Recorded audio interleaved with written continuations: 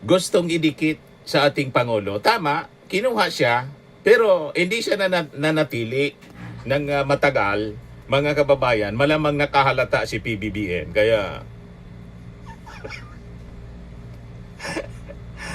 Kaya ganon. Ngayon, nag-establish ng PGMN itong si Franco Mabanta.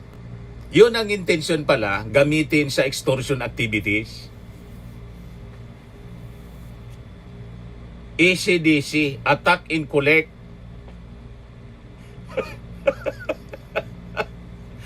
Yun ang intensyon pala, mga kababayan.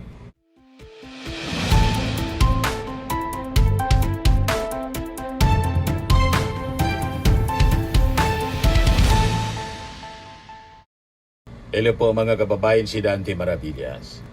O yung founder mga kababayan ng Peanut Gallery, Media Network or PGMN. Ayan o. Na si Franco Mabanta. Ayan o. Yung nahuli po kahapon ng National Bureau of Investigation sa entrapment ng extortion attempt amounting to 350 million. Pero yung diniliver para sa entrapment, 75 million. Full-blooded DDS pala yun. Pero ang sabi, mga kababayan, naging consultant ng ating Pangulong Bongbong Marcos noong hindi pa siya presidente sa social media. Nagtrabaho as social media director. Pero yung nabiyak na yung unit team, mga kababayan, siyempre, luminya siya sa dati niyang kulay. Yung DDS, ayun, timbog mga kababayan sa entrapment. Ayan sabi dito sa post ng Cagayan Post, Franco Mabanta, CEO in whose digital media company PGMN is infested by rabid DDS influencers, was arrested by NBI for extortion. He was supposedly getting a maleta of cash as down payment for a 350 million demand. PGMN is destroyed. Whatever is left with their credibility, if they have any, is now reduced to zero. Ang lakas makapuna kay BBM na kurap, gawain naman pala nila. Good riddance, sabi ng Cagayan Post. Karma? Ngayon, dinidisown na ng nilaglag na ng mga DDS. Sabi ni Atty. Falsis, oh no, how sad, DDS vloggers from Tixi Cruz page to Crisita Chu are disowning Franco Mabanta by saying he was PBBM social media guy back in 2018 and not a PR guy for Rodrigo Roa Duterte. Ganyan ang mga DDS, nang iiwan. Sabi ni Melchor Vergara, the Duterte supporters' characters stink like Dorian. Biglang dinisown mga kababayan. Malinaw mga kababayan na sumama sa kanila. Kasi talagang DDS itong si Franco Mabanta. Yan po, malinaw. Franco Mabanta, Merry Christmas from all your current and future leaders who mean well and work hard every day, and from the little people like me who want nothing but the best for you. December 20, 2021. Si Ari Roque. O, di ba? Napakalinaw, mga kababayan, Best friend ni Sara.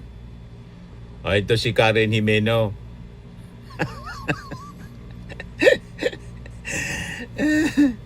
Merry Christmas, Franco Mabanta. Merry Christmas from all your current and future leaders who mean well and work hard every day. From the little people like me who want nothing but the best for you.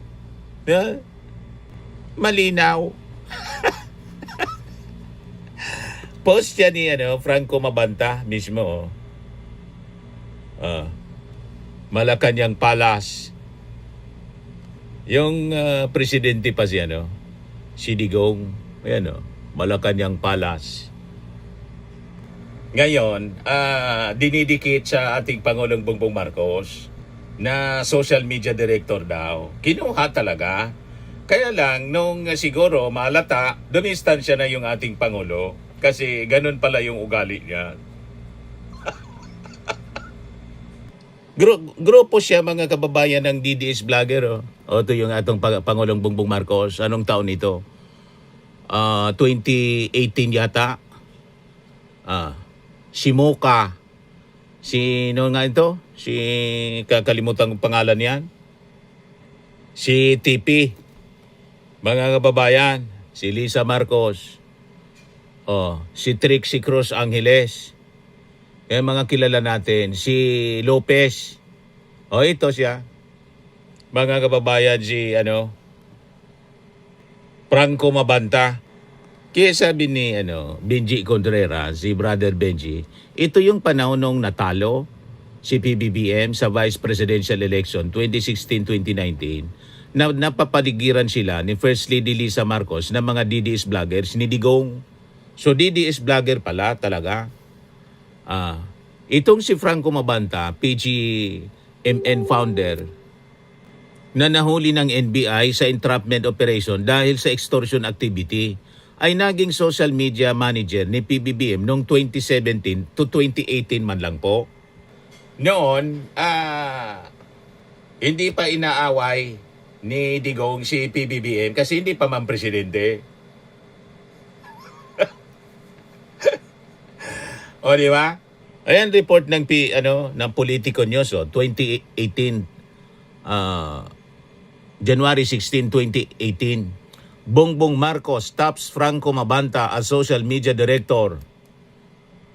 Ito yung pinapakalat, mga kababayan, ni Cathy Binag. Hindi DDS si Franco Mabanta. Magkasama na sila ni BBM since 2018. Gustong idikit sa ating Pangulo. Tama, kinuha siya, pero hindi siya nanatili ng matagal. Mga kababayan, malamang nakahalata si PBBM.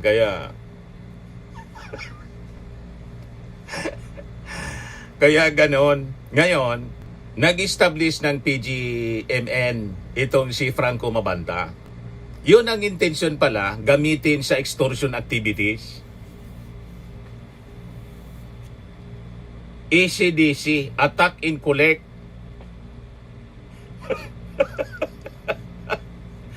Yun ang intensyon pala, mga kababayan. At malinaw na DDS po, ito si Greco Belica nga. Prinomote pa. January 24. Kailan ba to? January 24. Walang year kung anong taon. Basta January 24. Post ni Greco, isang DDS. Sabi niya, PGMN is the future of media because they are not afraid to be wild yet professional. That's why I accepted the invitation to join them. O kasama pala siya. I know Lian Liviste. He is a different cat who combines his dad's wild spirit with his mom's professionalism. He's a maverick and I know he can answer every issue thrown his way. Let's be clear, Lian did not take money from the government. He made it in the private sector. Unlike the cases involving public money, like Diskaya issues, Lian's business struggles.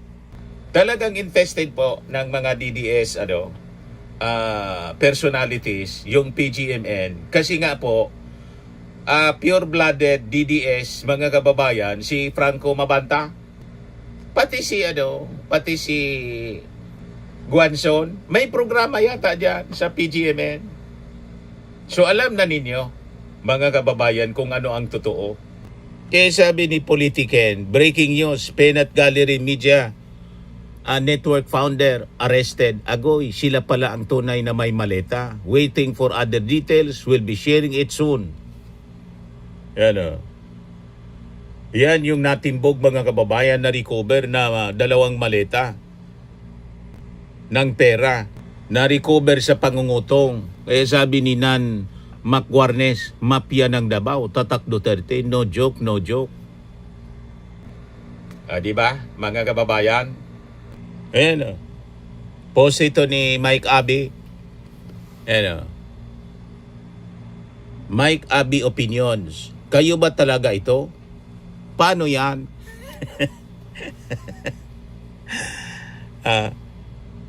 Sabi rito, DDS vlogger Franco Mabanta nahulihan ng maleta na may, mali ito, hindi 23 million. 75 million daw. Yung idiniliver na mark money para sa entrapment. You see? Ito siya, mga kababayan, iniharap sa press con kanina ng NBI, todo deny. Sir, related ba sa flood control yung video? Tungkol sa po yung video, sir? We'll see. We're innocent. It's not true. Sorry. Innocent daw siya. Innocent. Completely. Completely. Sir, bakit tingin niyo po ay you were arrested if you are innocent naman? You talk to my lawyer. Reaction sa mga comments Sir, it's not true. on social media. I haven't seen it. I don't have my phone. Ito, pababa. Tinatanggi mo, hindi ka totoo lahat. It's not true. Definitely not true. Sir, how about the video? Sir, about flood control, no? Huling-huli po sa video. Flood control, no, sir? What about the investigations of the House, sir? Nagkagulo na yung media. What about the But you really talk to investigations by the House? Do you claim that this is an attack on the press? From inquiry rito, mga kababayan. Do you claim it? On record? I do. Tungkol sa po yung video, sir? We'll see. We're innocent. It's not true. Sorry. Huling-huli po sa entrapment, yan ang pera. Mark money siya, mga kababayan. Anyway, so pag-usapan natin mga kababayan, yung pagkauso ngayon, dahil sa social media, nauso po yung ACDC, attack in collect, defend in collect. Noon, sa mainstream media, may mga ganyan din. Kahit dito sa amin, mga kababayan.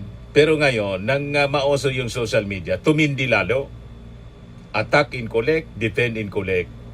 So mag-ingat po tayo sa mga kumakalat na mga independent social media network.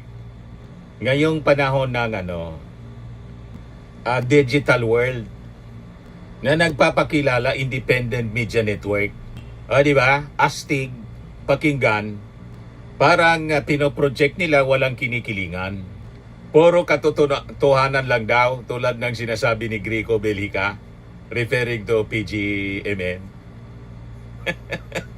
Pero ang tanong, saan sila kumikita? Alam na ninyo kung saan sila kumikita? Sa totoong media, mga kababayan kasi, may totoong pinagkukunan po ng pundo. Sana niya, Mr. Maravillas. Ako, taga-mainstream media ako. Kaya alam ko, sa mainstream media, mga kababayan, mga television, newspapers, ang negosyo nila, advertisement. May mga subscribers sila, may opisina, may mga reporters at mga editor sila na sinisweldohan. Dumadaan sa proseso at verifikasyon bawat kwento. At saka may pangalan na pinangangalagaan. Ganon kami sa mainstream. Pero itong ibang mga digital networks, ay sabihin ko po sa inyo, kitang-kita naman po, walang ads, wala silang malinaw na negosyo. Pero makikita ninyo, tuloy-tuloy ang expose nila. Saan sila kumukuha ng pondo? Extortion. ACDC, attack in collect, defend in collect. Ngayon, trinay mga kababayan ng PGMN founder na si Franco Mabanta na kumita sa pamamagitan ng pag-extort ng 300 million pesos. Ayun, natimbog sa entrapment mga kababayan ng National Bureau of Investigation. So ano ang modus nila mga kababayan? Nababanatan ka ng sunod-sunod na mga post ng paninira, mga paratang, mga kwento, minsan walang matibay na ebidensya. Pansinin niyo mga kababayan, tayo iba tayo. Saan yung mga sources natin? Mainstream. Yun ang mga topic natin.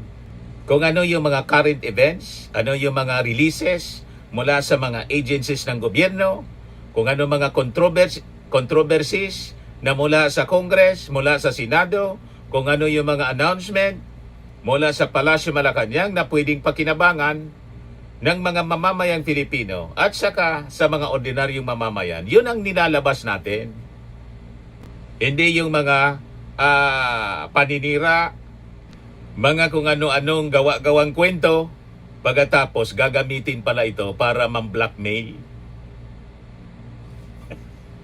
Yun ang pinasok mga kababayan ng PGMN. So ang nangyari, mga kababayan, palabas sila ng mga intriga, controversy, etc. Yun pala gustong mag-negotiate. Saka lalapit pag maingay na yung issue. Sasabihin, ayusin natin na niya ito. Ang ibig sabihin nun, gusto niyang magpabayad. Magbayad ka, titigil yung banat. Ganon. Babaliktad pa yung tono, biglang may papuri. Nagkaayos na pag ganyan.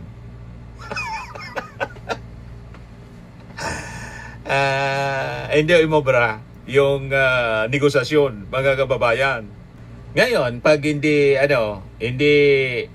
magbayad yung target ng ng tao, itutuloy niya yung pagbanat.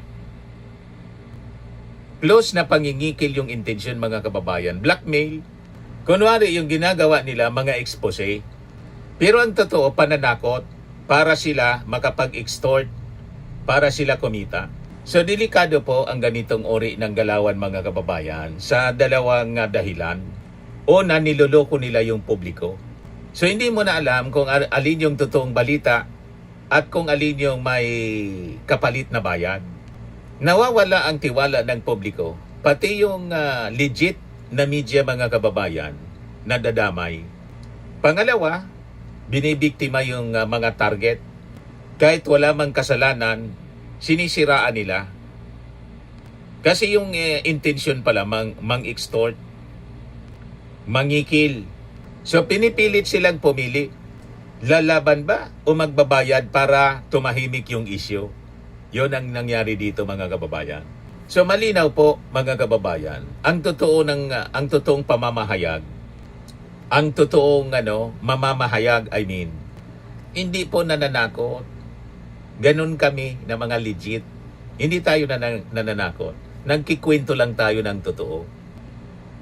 Hindi nakikipag-deal para baguhin lang yung kwento, yung balita. Ang trabaho namin, ilabas lang po ang katotohanan. Kahit sino pa yung tamaan, kahit malalaking tao pa. Ganon, mga kababayan, ang legit na journalist. Kaya bilang mga mambabasa, dapat po tayo na maging mapanuri. Ang press freedom, mga kababayan, hindi diyan kasama yung extortion. Tama po? Ang journalism na totoo, mga kababayan, hindi nangingi ng 350 million.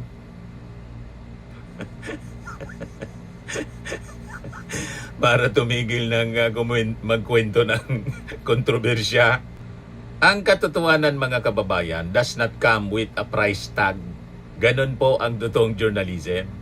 So congratulations sa National Bureau of Investigation.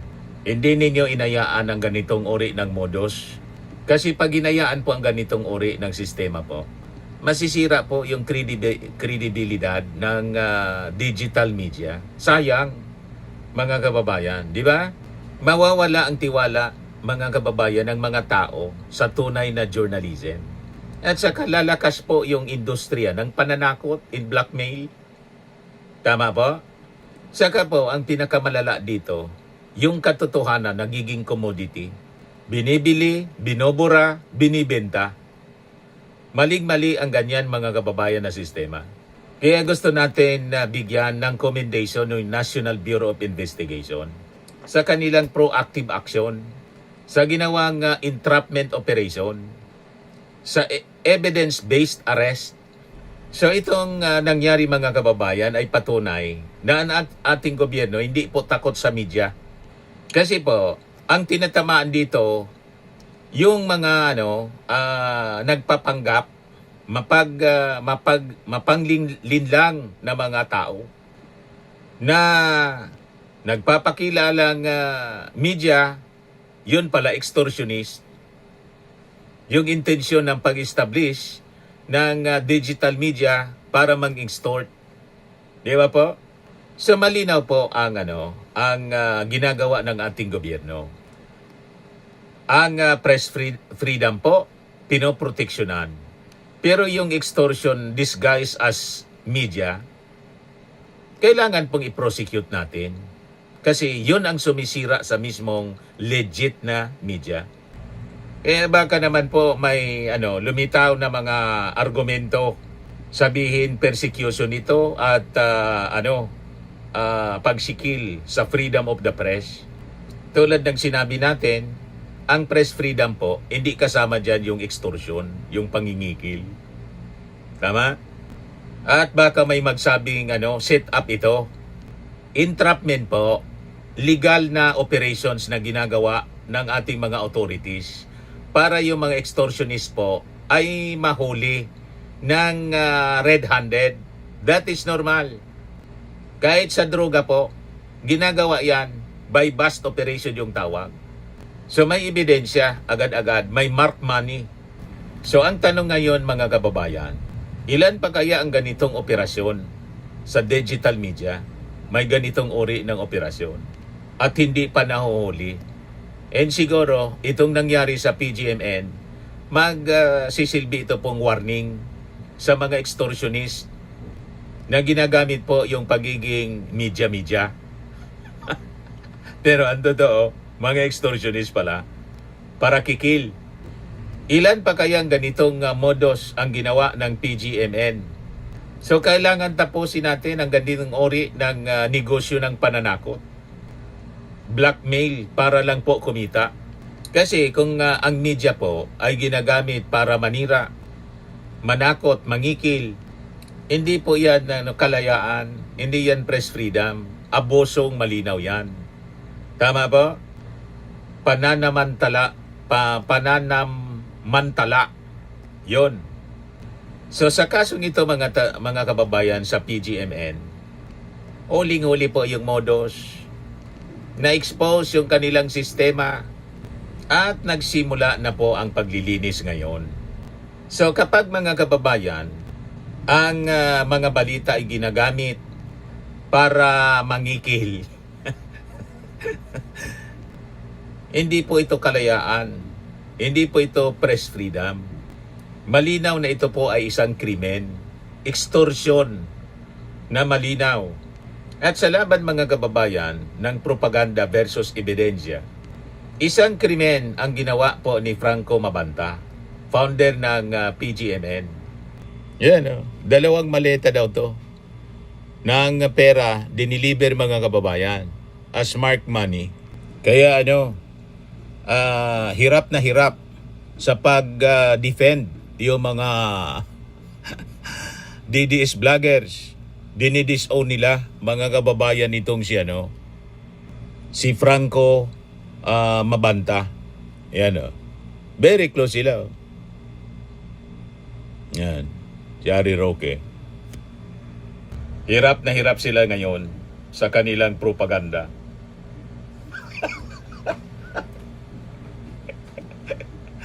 Na-booking mga kababayan yung kanilang mga masasamang gawain. Pangungutong, pangingikil. Di ba? Ito yung report ng abogadonews.com, latest po, Abante Radio. NBI Franco Mabanta for others to face robbery extortion charges over alleged 300 million demand versus si Martin. Sabi dito sa kwento ng abogadonews.com, a year ago, mababa lang yung amount, but through the representative of the complainant 2 weeks ago, it ballooned to 350 million. Meron pang mga usap-usap at ang final demand is take it or leave it 300 million until umabot tayo sa entrapment po kahapon. Sabi po ni Santiago, NBI agent. He said that if the first tranche was not settled by May 5, the first part of the video with damaging information was going to be released. The threat is pag hindi masettle ng yung dinidemand nila, May 5, ilalabas na yung part 1 ng video. The NBI said the entrapment operation took several hours because Mabanta allegedly did not want to receive the cash personally and told the representative to go to a place in Pasig where another person would pick up the money. Sindikato talaga po. The NBI agents were paid the person who accepted the money until it was delivered to another place. It was there that Mabanta and several others were arrested. The NBI Director Melvin Matibag said the investigation would continue because PGMN was allegedly involved. It will still be an ongoing investigation because it's the PGMN yung involved dito. So we will look into yung mga telepono and mga accounts, social media. There are several social media accounts that were mentioned and linked to PGMN, sabi po ni Matibag. He said the NBI will also check if there is conspiracy beyond the arrested individuals. Malamang may mga iba pang kasabwat. Malaki yan yung transaksyon, mga kababayan. Malamang may mga tao din itong si Mabanta sa social media circles, mga kababayan, na under payroll niya. Di ba, mga kababayan? Ito yung timeline, mga kababayan, ng entrapment base sa report ng NBI. Yan, sabi diyan, according to NBI, based on NBI account, on a meeting in Makati, undercover NBI agents met with Franco Mabanta in a hotel in Makati where the alleged extortion or illegal demand was consummated. Pangalawa, refused to accept allegedly refused to accept the money personally, saying there were too many CCTV cameras inside the hotel.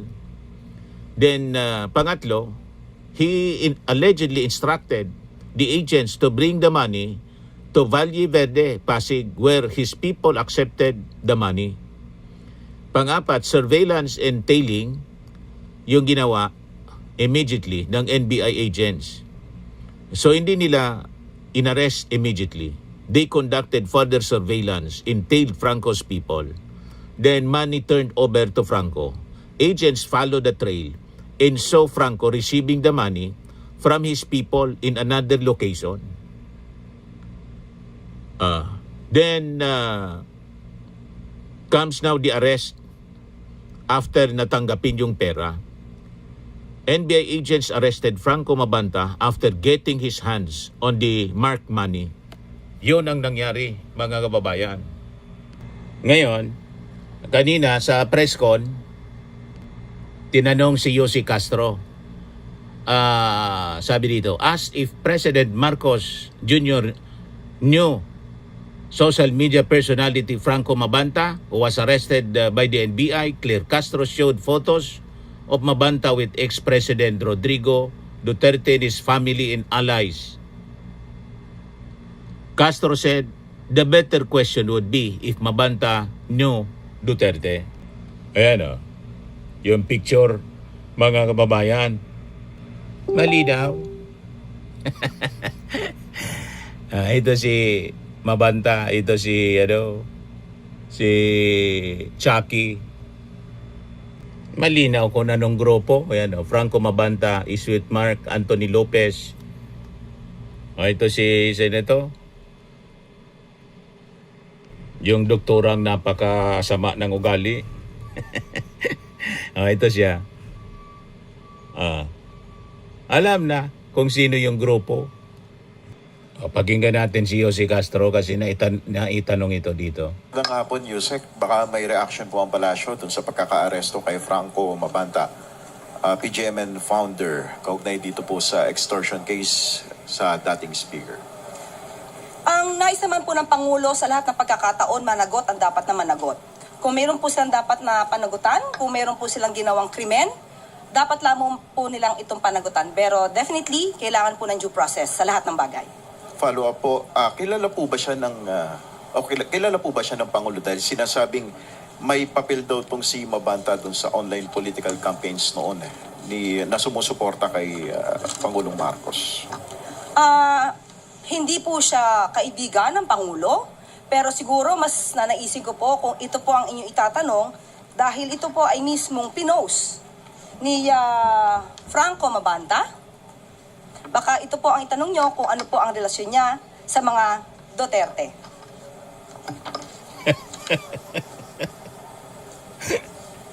O, di ba? Ito pa Malinaw. nga po si Harry Roque.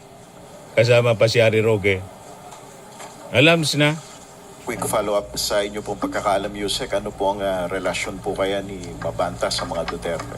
Ay, kayo po ang magtanong sa kanya. Lalong-lalo na po, marami naman po yata siyang na-feature sa kanya mga articles na halos ay kumakalaban sa administrasyon. Sunod na tanong mula kay Jervis Manahan, ABS-CBN. Basag na basag po yung mga propaganda ng mga DDS. Dinis own. Malinaw po, nakasama nila mga kababayan at dumikit sa kanila. Dikit na dikit. Makikita mo doon sa sa kanilang mga post sa Peanut Gallery page. Puro anti-Marcos. Ayan man lang po, mga kababayan. Sa mga naghanap ng malinis and spacious fitness gym, pumunta lang po kayo sa aming Colossal Fitness Gym. We also offer Grab Car Rental with our brand new 2023 model ng Toyota Innova.